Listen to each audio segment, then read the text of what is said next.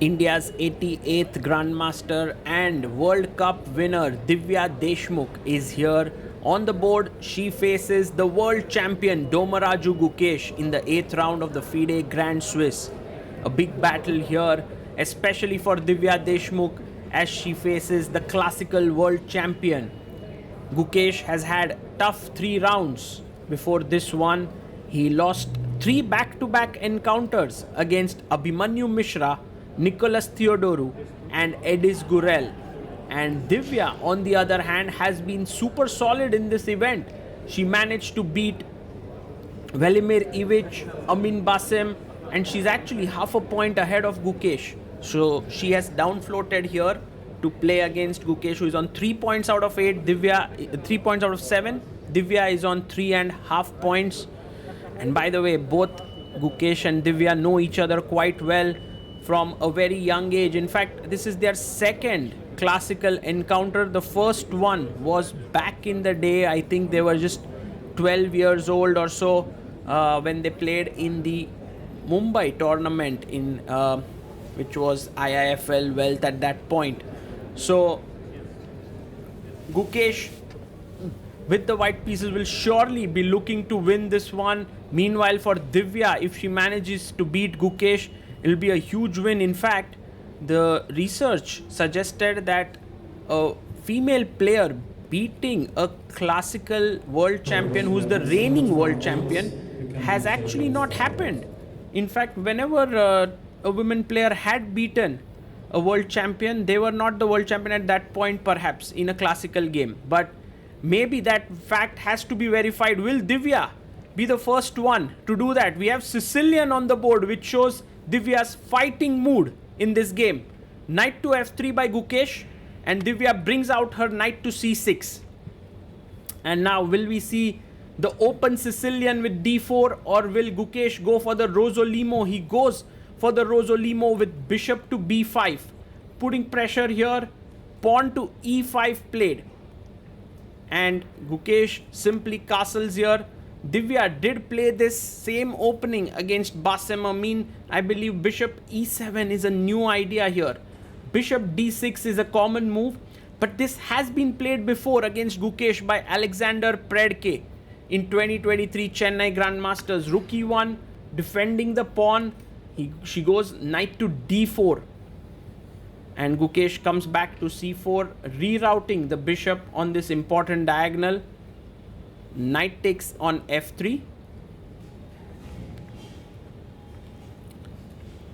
and queen takes f3, putting pressure here on f7. The knight jumps to f6 and pressurizing the e4 point. Gukesh goes d3. He's kind of making way for all his pieces to be well positioned. Knight c3, bishop g5, and so on. He brings his knight out to c3. Divya, on the other hand, does have this weakness on d5. She goes d6, but it's something which she can kind of shore it up, right? She can play bishop e6, queen d7, and so on. a4 played, and bishop comes out to e6. And Divya, playing her moves quickly, has some more time on the clock. h3 played, and the queen comes up to d7. a5 played, trying to gain more space on the queen side. a6 could be an idea here. Rook a d8. Maybe she's angling for the d5 break. Not so easy to play d5 because the e5 pawn would become weak. So Divya goes h6. Both players making slight improving moves here to figure out the way forward. It's a slow moving game. Queen e2 with the idea of f4 now. And Divya goes knight e8. I like this maneuver. She wants to put her knight on c7. Also try for f5 whenever opportunity presents itself. f4 played by Gukesh. And now this gives Divya some breathing space. Could have played a6 and kept that game in the similar kind of structure. But after f4, pawn takes pawn, bishop takes pawn. Now we will see that bishop can come out on the f6 square. And the bishop would be very well positioned on the long diagonal. So bishop to f6 is played, and there's pressure on this diagonal. he goes pawn to e5. Now, this move is pretty interesting by Gukesh because in a way it kind of equalizes the space in the center, right? It just takes away the d6 pawn for the e4 pawn. But what Gukesh feels is that his pieces are much better positioned for this opening of the position, especially the knight on c3, which can jump into d5 and e4, while the knight on e8 is a bit passive. Divya goes in and gives a check. Now Gukesh takes the queen, queen takes queen, pawn takes, which attacks the knight on c3, and you go knight to e4. And Gukesh is better here because the queen side pawns can start moving. Bishop comes to d5, and now a6 played, trying to put pressure on the queen side. Pawn to b6, and one good idea here is knight g3, trying to come here. Rook e7 is on the cards. He goes knight d2, which is also a good plan. Wants to go to e7. Divya takes on c4. Taking with the pawn could be better, as you then can start rolling the queen side pawns, but Gukesh prefers to take with the knight. Maybe some sacrifices here at the right time to make a queen. Rook goes to d7. Wow. And stopping rook e7 here. Gukesh goes knight to e5, attacking the rook, and rook d6, an important move, because if you went rook c7, there was rook a4 attacking d4. So rook d6, knight comes back to c4, and Divya comes back to d7. The position is even. Will Gukesh go for a draw? Not really. He's playing on king f2.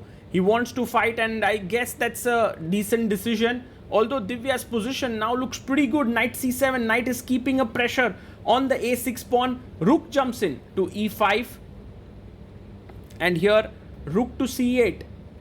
Rook starts putting pressure on the c2 pawn as well. King e2 played, and next now you can push the pawn to b5, and later on knight a3, attacking the pawn on b5, but there is rook d6, which is a strong move, and for Gukesh, taking this pawn is not a good idea, as c2 would hang. All of a sudden Divya is actually going to win a pawn here by, she's kind of outplayed Gukesh in that middle game. Although Gukesh brings his rook to f1 now, he is threatening the b5 pawn. A very good move could be rook e6 or rook g6, but b4 played, and this helps the knight to come back to c4. Rook goes to e8, offering a trade of rooks. Rook takes rook, knight takes rook. Divya playing this in classy manner, one must say that. She's right now a pawn up in the position, but Gukesh is going after the d4 pawn, which cannot be protected actually. But Divya goes rook f6. Brilliant move, because if rook d4, there's rook f2. He takes on d4, but there is rook f2 check. And one must applaud the way in which Divya Deshmukh has played this endgame. Tremendous. King e3. And now you take the pawn on c2 or g2. Both are tempting. Takes on g2 because the threat of rook check, and this could be quite deadly. Rook takes h3. He goes rook, she goes rook d, king f8 now. Knight d6 doesn't work because of king e7 attacking the rook and the knight. So rook goes to a8. And king e7, bringing the king in. Also not falling for knight d6 businesses here. Rook takes a7 check. Gukesh recovers the pawn. Now the material is even, and 40 moves have been made as he gets up from the board. Divya goes king to e6 and presses the clock. So 40 moves also done for Divya.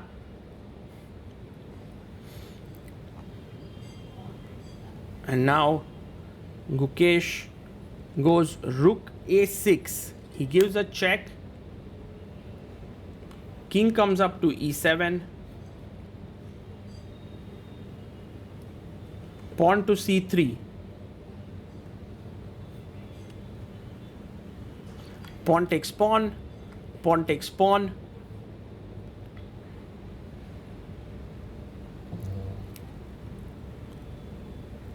And now Divya goes rook g3. This actually now starts putting pressure on these pawns. The h3 pawn is falling, and you know, it could very much happen that Divya Deshmukh might start pressing for a win here. Gukesh taking risks, and this has been kind of the trend that has happened in other games as well, where Gukesh had an equal position but then pressed too hard and lost. And Divya calmly brings her knight forward, and Gukesh goes knight to f5 check, king f8 maybe here, king e8 played. And the point is, if you take on g7, but Gukesh goes rook b6, that's a mistake. I think knight g7 was much better. g6 now, and Divya is actually getting a huge advantage. g6, knight has to go to d6 and then king e7, and she's doing well, but instead she goes knight e6 check, and that wasn't the most accurate move there by Divya. King c4,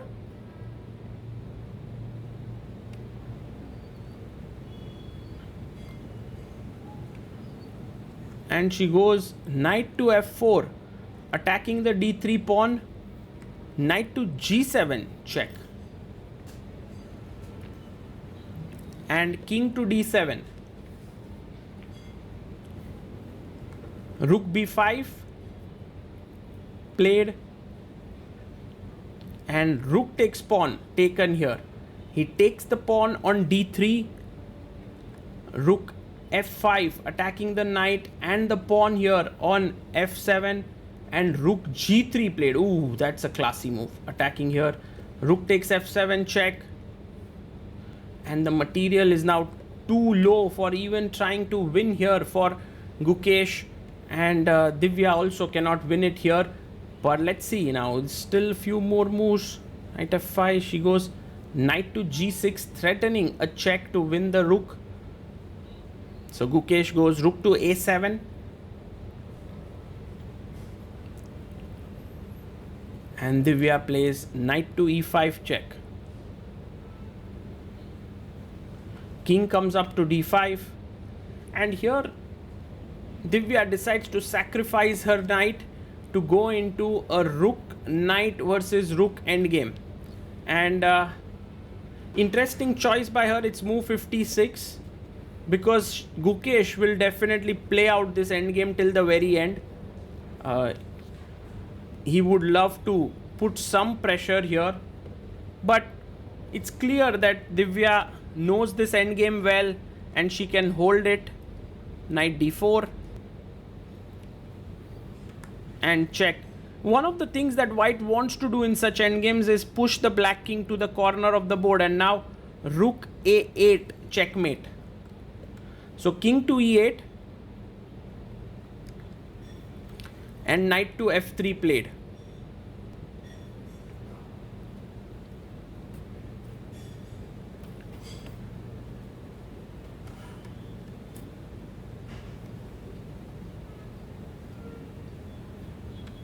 It comes a check,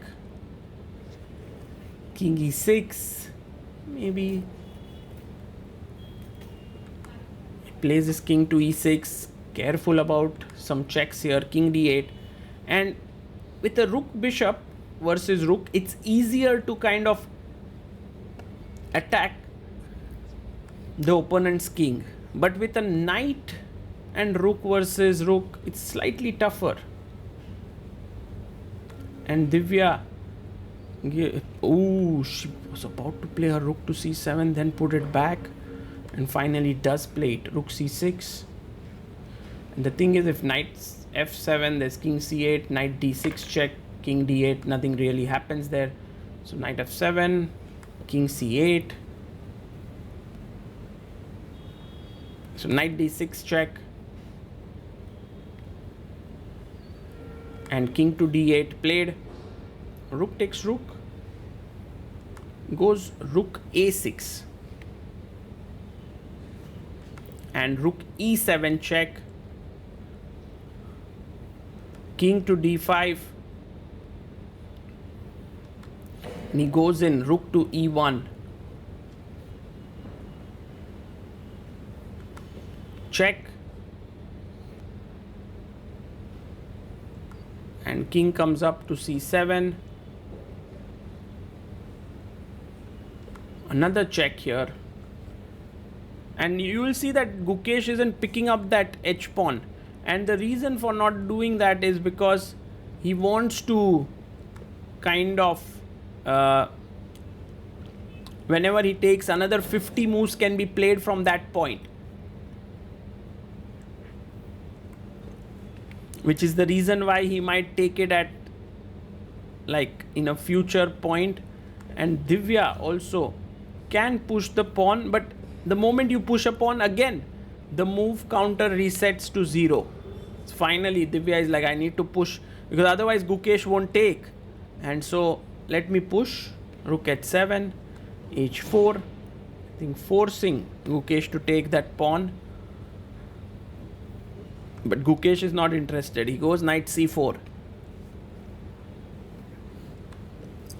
check, king to d5,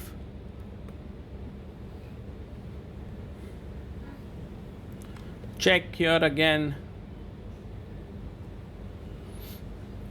and he goes king to c6, king d8, and knight e3.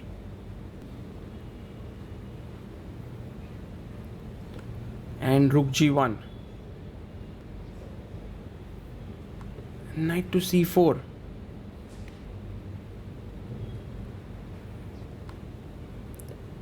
and rook c1 played. He plays king d6, check,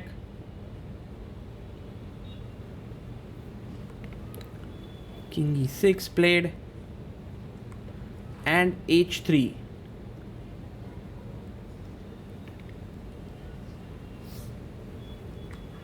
Rook takes pawn, king comes up to c7 and goes rook to c3, check,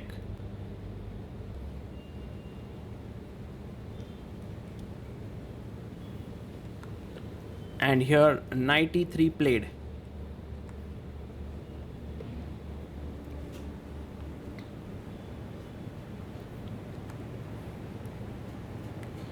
King comes to d6, king e8, and the knight comes in. He's going knight e5 to king e6, and then rook c8 check. Goes king f7, moving away the king, and Gukesh checks. There have been knight rook versus rook endgame where the side with knight and rook have managed to win, king g5. And one good example of that is Judith Polgar's battles again. There was one game against Garry Kasparov where she had lost. That was a rapid game, and I think in general with 30 seconds extra per move, it's very difficult to go wrong here. We are now on move number 90, rook f4 check, king comes to g3, and king f5.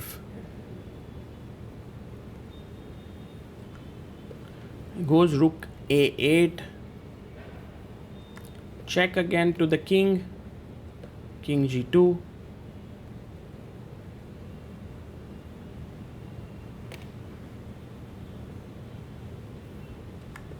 and the rook comes to d3.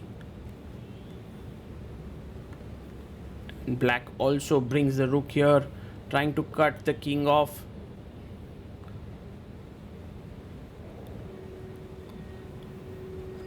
And Divya keeping her stamina intact here, because Gukesh is known for grinding in such long end games and inducing a mistake from his opponents. You can look at Gukesh, how focused he is. He still believes he has an opportunity to win this.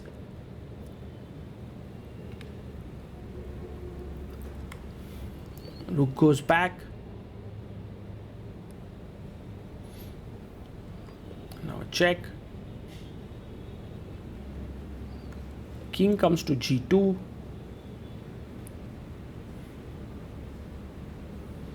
And the rook moves to the side of the board.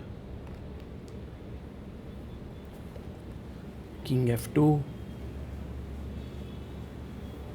A knight comes in.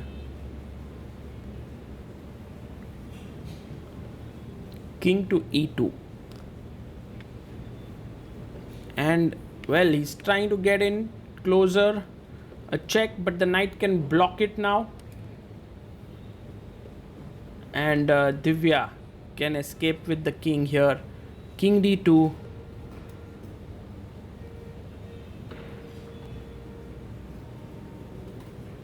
Rook swings to the other side. King c2.